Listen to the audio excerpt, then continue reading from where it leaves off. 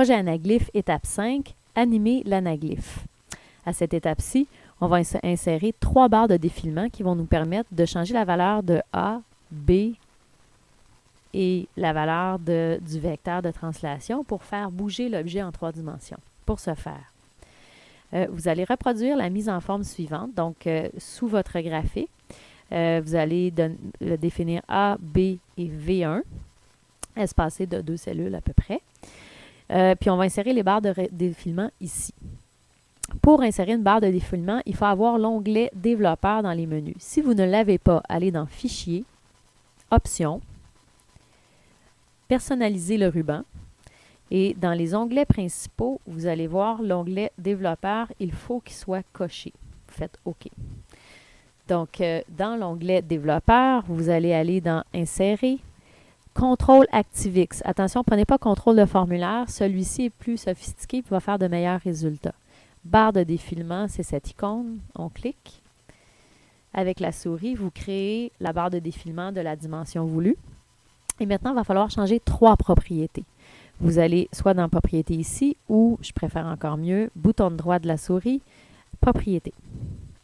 Les propriétés à modifier, c'est le maximum et le minimum. On va faire une rotation d'un angle entre 0 et 360 degrés.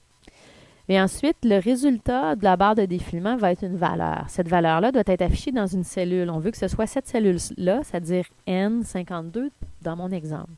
Donc, vous revenez à votre propriété, la propriété dans les scroll bars 1. Linked Cell, c'est la cellule liée. Vous allez écrire N52. Vous fermez. On ne peut pas tester tout de suite parce qu'on est en mode création. Pour désactiver le mode création, cliquez sur le bouton qui est ici. Donc, quand il est rendu gris, ça veut dire qu'on a désactivé et on peut maintenant tester notre barre de défilement. Formidable. On passe de 0 jusqu'à 360, c'est ce qu'on voulait. Maintenant, on va lier la cellule A à celle-ci. Donc, l'angle que vous avez mis arbitraire, effacez-le, inscrivez égal. Allez sélectionner cette cellule, vous faites Entrer. Et maintenant, si je bouge la barre de défilement, mon objet va faire une rotation. On refait la même procédure maintenant pour l'angle B. Remettez-vous en mode création. Au lieu d'insérer un nouvel objet, vous pouvez tout simplement faire copier et coller de votre premier objet. Donc, je le redimensionne s'il n'est pas de la bonne dimension. Bouton de droite, propriété. Alors, le maximum et minimum sont inchangés. La cellule liée va changer. Maintenant, on veut la cellule N55. Donc, vous mettez N55, il faut le taper au clavier. On ferme. On désactive le mode création. On teste. Ça fonctionne. Et on peut lier la cellule B, l'angle, à cette valeur-là. Pour vérifier, on peut vérifier maintenant que oui, ça tourne bel et bien selon l'axe des Y. Pour la translation, c'est un peu différent. Donc, vous allez vous remettre en mode création, copier cette barre de défilement et la coller en dessous. On va modifier ses propriétés.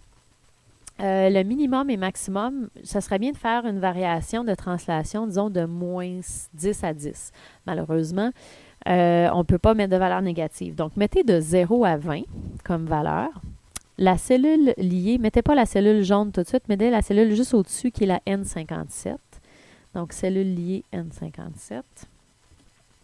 On ferme. On désactive le mode création et on teste. On a des valeurs entre 0 et 20. Bon, et là, il faut réfléchir un peu. Si je veux des valeurs de moins 10 à 10, c'est que le minimum doit être 10 unités en dessous de 0. Alors ici, je vais faire une formule en prenant 0. Donc, la cellule liée à la barre de défilement, moins 10. Enter. Et comme ça, à 0, je suis à moins 10. Puis à 20, je suis à 10. Donc, je varie entre moins 10 et 10. C'est ce que je voulais. Le vecteur translation devrait être 0 en Y et Z. Et c'est seulement la valeur V1, la première composante, qu'on va lier à la barre de défilement. Maintenant, on peut tester. L'objet recule et avance. Donc, vous pouvez jouer avec vos barres de défilement maintenant. Vous avez complété l'étape 5.